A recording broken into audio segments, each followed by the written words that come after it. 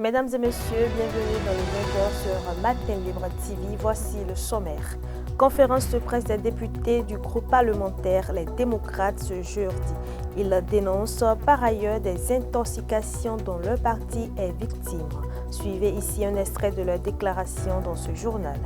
Ensuite, l'ancien ministre de l'Enseignement supérieur, François Abiola, sera honoré du 1er au 3 août 2025 à Sakété. Fabrice Okwecha, membre du comité d'organisation, précise les critères qui ont guidé le choix du professeur. Pour finir, les 16e championnats nationaux de tir à l'arc ont démarré ce jour à Cotonou. Durant 3 jours, près de 100 archers venus de tout le Bénin s'affrontent. Les détails dans un instant. C'est tout pour le sommaire.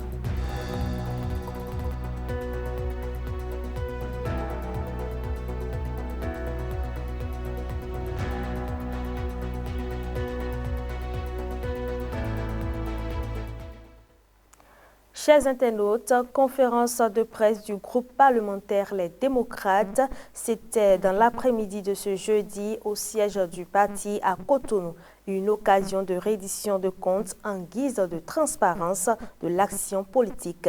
Ils dénoncent par ailleurs des intoxications dont leur parti est victime. Suivez ici un extrait de leur déclaration. Parfois, une rétroactivité intégrale est nécessaire. Parfois, une rétroactivité limitée et ou un effet différé sont plus adaptés pour des raisons de sécurité juridique et de stabilité des relations sociales. Par ailleurs, il convient de signaler que l'initiative des lois relève concomitamment du Parlement que du gouvernement.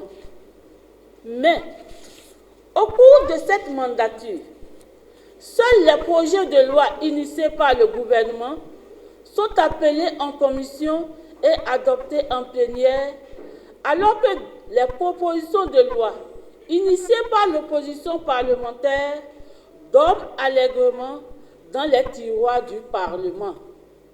Il s'agit de la loi sur le numérique par laquelle le gouvernement continue de traquer les voix critiques, la loi sur l'embauche, la loi sur les jours fériés, la loi d'amnistie. Ces différentes propositions de loi sont chaque fois programmées à l'ordre du jour des différentes sessions, mais jamais appelées. Mesdames et messieurs les journalistes, c'est l'occasion pour nous de refuter les intoxications distillées dans l'opinion publique qui, de droit accusateur, indexent les députés du parti de l'opposition, les démocrates, comme des apatrides, qui votent systématiquement contre les lois soumises à la plénière ou qui rejettent sans motif tous les rapports du président de l'Assemblée nationale.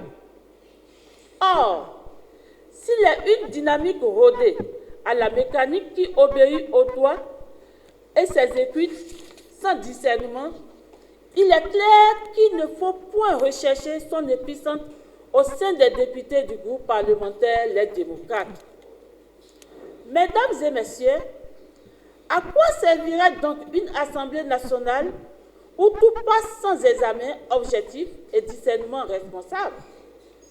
Un tel Parlement n'est pas de l'ordre des idéaux du parti Les Démocrates, car il ne garantirait ni l'objectivité de l'action politique, ni la souveraineté du peuple. L'ancien ministre de l'Enseignement supérieur, François Abiola, sera honoré du 1er au 3 août 2025 à Sakété. Cette initiative émane du groupe Éveil citoyen qui, après une enquête minutieuse, a choisi de rendre hommage à cette figure scientifique marquante.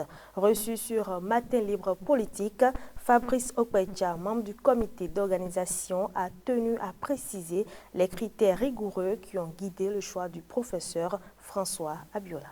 Nous avons pris en compte 3 aspects qui ont marqué les populations. Oui. L'aspect professionnel de l'homme, l'aspect politique de l'homme et l'aspect social. L'aspect professionnel, nous savons tous que le professeur Abiola François n'est plus quelqu'un qu'on doit présenter. Un universitaire de haut rang, titulaire d'un doctorat et d'une agrégation, puis après de son titre de professorat. Et aujourd'hui, je crois qu'il a marqué l'histoire du Sénégal en étant ancien directeur de l'école inter-État des sciences et médecine vétérinaire. Donc, il a marqué aussi bien l'histoire du Bénin que l'histoire du Sénégal. Il a été honoré dans ce pays-là avec la rue. Il y a une salle de conférence qui lui a été attribuée là-bas. Il y a une place qui lui a été attribuée là-bas. Et nous nous sommes dit, cet homme, avec tout ce qu'il a fait, avec son passage au ministère de l'Enseignement supérieur, il a promu beaucoup de cadres. Il a fait former beaucoup de cadres. Il a créé, il a même construit des écoles de ses propres poches. Il a sorti de l'argent pour construire l'exemple du CEG à Sa-Dioché. Il a fait un module de classe là-bas. Donc, il est resté avec ses parents. Chaque fois qu'il descend au village, il essaye de mobiliser un certain nombre de personnes autour de lui. Donc, toute cette convivialité, cette ambiance ont milité pour lui, afin que des jeunes comme nous puissent se dire que, bon, on peut l'accompagner, le célébrer, le fêter pour que les jeunes puissent aussi s'inspirer de lui. Plusieurs activités de grandes envergures sont prévues pour l'occasion, dont un colloque scientifique qui promet d'être un moment fort de cet événement. Le 1er août, notamment, nous allons assister à l'inauguration de la rue baptisée rue François Adebayo Abiola à Sakété. C'est une rue qui mène de l'hôtel de ville, du carrefour de l'hôtel de ville pour l'hôpital de zone. Et après cela, le 2 août, nous allons assister à l'ouverture du colloque, puisque c'est un universitaire. Nous allons consacrer cette journée scientifique à lui, avec un certain nombre de communications autour du thème général, formation, héritage et modélisation, la qualité de l'homme pour mieux servir dans la société. Donc c'est autour de ce thème que le colloque sera animé. Et il y aura des panels, il y aura 3 panels. Oui. Le premier panel, il s'agit de hommage au professeur Adebayo François Abiola. Le deuxième panel, l'éveil citoyen, le patriotisme, la dignité, l'éthique comme des valeurs cardinales nécessaires à tout respect et à toute considération sociétale. Et enfin, le troisième panel, géopolitique, gouvernance et développement. Donc, ce colloque aura lieu, et le troisième jour, la dernière date, le 3 août, il y aura des séances de témoignage que les cadres qu'il a formés, qui ont bénéficié de ces soins, vont faire, accompagnés d'une liesse populaire. Donc, voilà les 3 jours. Et la cérémonie d'hommage aura lieu à Sakété, et principal à l'hôtel MIC. Les 16e championnats nationaux de tir à l'arc ont démarré ce jour à Cotonou.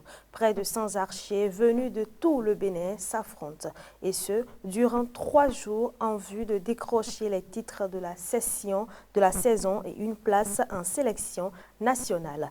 Hospice Yevini Houton et Jean-Marie Adémi pour le reportage.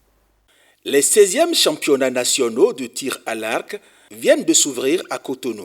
Ce championnat regroupe les départements de l'Atlantique littoral, Bogou Alibori, Zou Colline, Ouémé Plateau, Monokoufo. Et pour cette édition 2025, près de 100 archers venus des 4 coins du Bénin sont en lice pour décrocher les précieux titres de la saison. Pour la 16e édition, il y aura toujours le tir avec l'arc en bambou, 10 et 12 mètres. Ça, c'est les nouveaux qui font cette distance. L'arc standard, c'est 20 mètres. L'arc nu, c'est l'arc classique dénué de tout arsenal de précision. Et c'est 30 mètres. Après, nous aurons les distances olympiques de 60 et 70 mètres. Et c'est parmi ces gens que nous aurons les meilleurs pour représenter le Bénin. La compétition s'étale sur 3 jours, durant lesquels les athlètes devront faire preuve de sang-froid, de technique et surtout d'endurance. On s'est bien entraîné sur plusieurs jours. On a pu surmonter à plusieurs difficultés. Mon objectif personnel, c'est d'avoir la médaille d'or. Je ne suis pas venue ici pour montrer que j'ai été championne de l'année passée. Je suis venue ici pour gagner une médaille et prouver une fois de plus que je mérite la médaille que j'ai gagnée l'année passée. Et je peux réussir certainement grâce aux entraînements que j'ai eus grâce à mon coach et ceux qui m'ont aidé. Au-delà du titre national, cette édition sert aussi de tremplin vers l'international.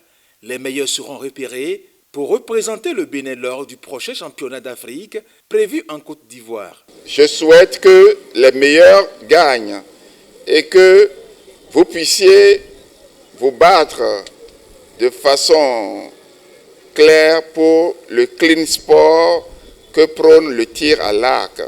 Et les meilleurs vont représenter le Bénin au championnat d'Afrique en novembre prochain. Et nous souhaitons que vous continuiez inlassablement à fournir des efforts pour que les flèches aillent sur les cibles et sonnent plus fort. Rendez-vous le samedi pour les grandes finales et la cérémonie de récompense où les champions de cette année 2025 seront sacrés. Sur les paquets de la Move League Pro de handball, les regards sont souvent rivés sur les exploits techniques des joueurs. Mais dans l'ombre, 2 autres acteurs veillent sur chaque action, les arbitres. Un duo soudé, en parfaite synchronisation, garant de la justice sportive, sur lequel Hospice Yevimi Honton et Toussaint Bossa mettent un coup de projecteur à travers ce reportage. Le handball impose une rigueur unique. Ici, les arbitres évoluent toujours en binôme, en paire, partageant les responsabilités sans jamais se marcher dessus. Ils se déplacent, observent, sifflent, décident, parfois sous pression, toujours avec précision. Au fait, d'abord, c'est la communication et la connexion entre vous deux. Et là, on parle de paix. Pour un match, il faut une paix.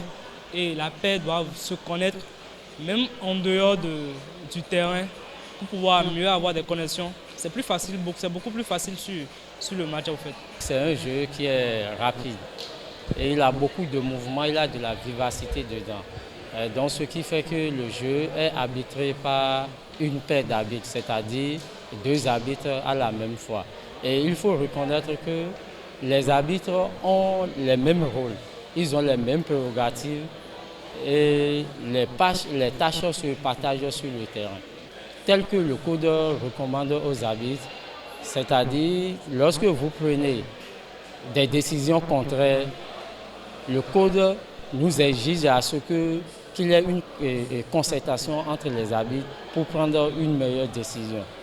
Parmi eux, Sabine, une femme dans un univers souvent masculin. Elle arbitre des matchs à haute intensité sans trembler. Pas de passe-droit, pas de traitement de faveur. Elle impose sa rigueur, son autorité et son amour pour ce sport. J'ai été handballeuse. J'ai joué pendant quelques années. Et comme le sifflet, quand tu siffles, c'est bon là. Bon, moi, j'ai d'abord pris pour le moment le sifflet là-bas. Je me sens mieux parce que j'aime prendre les décisions sur les matchs. Ça me rend fière moi-même. C'est nous qui prenons les décisions sur le terrain. Ils sont censés de nous suivre. Ils ne peuvent pas nous intimider. Ils ne peuvent pas. Parce que s'il fait, il y a des façons que lui-même il va prendre. Et ça, c'est pas bon pour lui. Le chemin n'a pas été simple. Beaucoup ont commencé par la passion, parfois sans repère, avec des débuts hésitants. Mais à force de formation, d'entraînement et de matchs accumulés, l'expérience est venue. Ça a commencé par la passion. D'abord, j'ai la passion pour l'arbitrage et c'est par là que tout a débuté. Voilà. Et après, je me suis mis au travail avec l'aide de mes aînés et aussi de mon papa. Et c'est là que je suis aujourd'hui. Mon premier match, c'était lors du championnat scolaire à Porto-Novo. C'était un match de catégorie, c'était en 2022. Et c'était des catégories de U16 dans le temps. Voilà. Quel a été le sentiment que tu avais? Bon, c'était le sentiment un peu de joie. J'étais un peu stressé au début parce que c'était majoritairement mon premier match. Donc il y avait aussi le sentiment de stress. C'était en 2022 à Boycon. C'était comment? Tu étais comment stressé? Bon, comme c'était pour la première fois là, on était stressés. Beaucoup de choses ont changé. Ma manière de siffler, ma manière de réagir sur le match, ma manière d'interpréter les situations au cours des matchs. Beaucoup de choses ont changé. Et surtout aussi ma manière de me comporter, même en dehors du terrain. Aujourd'hui, il rêve du haut niveau, d'arbitrer les plus grandes compétitions. C'est l'arbitrage IHF, donc ça veut dire l'arbitrage mondial. Donc c'est cette étape-là, nous on vise beaucoup pour notre parcours. Et quelles sont vos ambitions dans l'arbitrage? Mes ambitions, c'est d'être les arbitres internationaux. Alors qu'ils restent souvent dans l'ombre, il est bon de le rappeler. Sans eux, pas de match. Sans eux, pas de justice. Les arbitres de la Monvo Ligue Pro de handball méritent plus qu'un regard furtif. Ils méritent notre respect. C'est tout pour ce journal. Merci de nous avoir suivis. Abonnez-vous à MLTV pour ne rien rater des prochaines informations.